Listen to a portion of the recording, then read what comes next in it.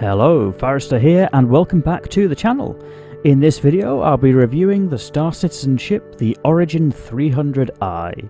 Star Citizen is currently in alpha testing and the 300i is one of the flyable ships. The 300i is described as a luxury touring ship and was reworked about a year ago. It's a spacious single-seater. I've followed the usual format for this review, splitting into 5 sections, starting with a ship tour and deck flow, assessing combat performance, reviewing handling and visibility, looking at the operating and purchasing costs before finally summarising. I've included timestamps in the video description to help navigate to each part of the review, and if you enjoy this review please do subscribe to the channel if you aren't already.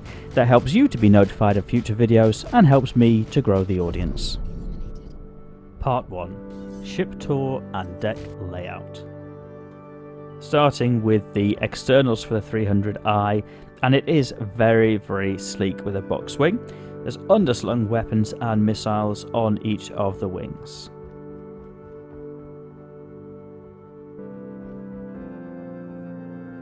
I do like the black and white colour scheme, it does look very good.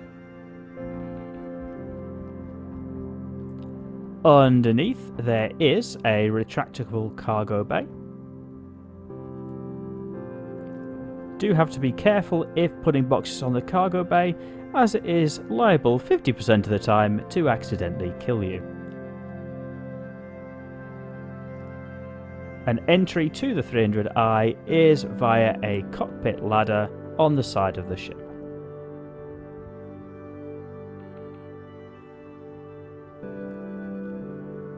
Climbing up into the 300i, the lighting looks absolutely fantastic.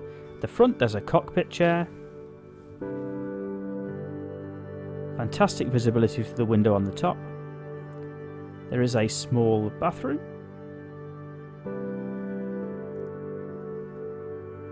There's room for delivery boxes. Ignore the bottle of water, I brought that with me, but there is a small kitchen area. Some decorative storage at the back,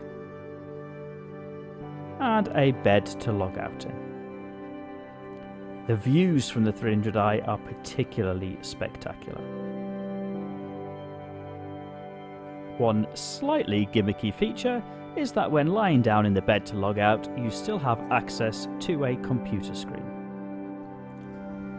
Part 2. Combat Performance. The 300i comes with a fair armament ability, offering 3 fixed size 3 weapon slots and 2 single size 2 missiles on the wings. For a touring ship, that's a pretty reasonable punch. By default, the stock configuration is an M5A laser and 2 Shredder repeaters. Some may wish to swap out the fixed weapons for gimbals. It can be a little hard to aim the weapons if you're not used to using fixed weapons. That said, the flight characteristics are very friendly for delivering a punch with the fixed weapons if you so choose. The time to kill is a little lower than with a dedicated fighter, but should do just fine against lightly shielded targets. And the shields on the 300i are not fantastic, but they do the job. For those of you that have seen my other ship reviews, you'll know I'm not a big fan of the size 1 shield generators, even when there are 2 of them, such as on the 300i. All in all, I'm fairly impressed with the combat ability of the 300i for a touring ship. It'll do a reasonable job of defending itself and can take on some of the lower end combat contracts. Part 3. Handling and Visibility. So, much like the 600i I reviewed recently, the 300i is all about touring in style, and the same theme of great visibility continues in the same vein as her big sister. The cockpit offers a largely unobstructed view out to the front, and sometimes I even found it to be too good and I got lost as to where I was supposed to be looking. The unobstructed view also makes it very easy to land the 300i. The frameless glass continues above, and peripheral vision is solid. From inside the ship, the glass window on the roof offers a fantastic view of the skyline. And the wood effect used on the dashboard is a nice touch too. The handling pleasantly surprised me. In vacuum, the 300i points responsively, accelerates and decelerates well, and is fairly easy to fly. That can be useful in a combat situation if you're looking to use terrain to your advantage. And it's the same on low gravity moons too, which makes the 300i very nice to land. Even with a fairly low amount of flight time logged, I got the feeling of confidence behind the stick and was able to string together some fairly quick landings. In atmosphere, the 300i performs very well. Whether it's due to the clever closed wing or just the thruster placement and performance, I don't know, but it's very easy to push the 300i without reaching the limit. It also feels relatively speedy, which makes a nice change from some of the other options at this price point. The stock quantum drive is on the slow side, but offers a reasonable range. I was able to get across the Stanton system in just under a full tank. Part 4. Operating costs. As you might expect for a ship this size, repairing, rearming and refueling the 300i is very cheap, as in barely worth even considering the cost. There are 8 standard cargo units of storage, which means it's possible to turn a small profit through cargo running on your route. There's also plenty of room in either the deployable cargo bay or the crew compartment to store physicalized boxes for delivery missions, which are probably the mainstay of money making with the 300i. The 300i can complete some of the simpler combat missions too, although user beware not to accept something too stretching. So the 300i is not going to make a fortune, and I'd suggest other ships for making money, such as the Prospector, which I reviewed earlier this year. But it will cover the costs, and with an upgrade to the quantum drive, makes for a nice place to traverse the verse. Part 5. The verdict. I wasn't expecting to, but I actually really enjoyed flying the 300i since the rework. My very first pledge was the 325A many years ago, and I have fond memories of flying it in Arena Commander. The new 300i feels like a world apart from that, but it gives me a nice sense of nostalgia in a very sleek package.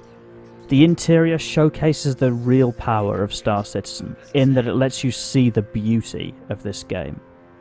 As a starter ship, it's not as strong a choice for somebody who has a specific goal in mind, such as combat or making money, but it's good enough to act as a platform to try out many of the core mechanics for somebody who is more of a generalist. I expect the logout bed will be a particularly useful feature for this. The 300i is available for $55 as a standalone ship. That's not including a game package. It's not a bad price, but I think is only really worth it if purchased with a game package. And for anybody who already has the game, there are some other options. But the 300i could be an interesting upgrade from, say, an Aurora or a Mustang. The 300i is also purchasable in-game for just over 750,000 Alpha UEC, which I think is actually a fairly good buy if you're looking for something easy to fly and to get from A to B. I do like the feel of the Origin ships, from the 300i to the 600i and the 890 Jump. They're a really nice way to see the verse or to travel to meet up with friends. And that's one other advantage of the 300i, is that if you are meeting up with friends, it'll fit in many of the hangar bays that some of the larger ships offer. All in all, I've really enjoyed my time flying the 300i for this review. I would recommend it as a starter ship for somebody interested in experiencing a few different parts of the game. Once again, thank you to all those of you who subscribe to the channel. It really motivates me to continue making videos. Please press that like button if you enjoyed watching. And for anybody looking for a group who plays the current patch of Star Citizen regularly, I've included a link to my organisation in the video description. So to close out, thank you for watching, and I hope you'll hear from me in the next video.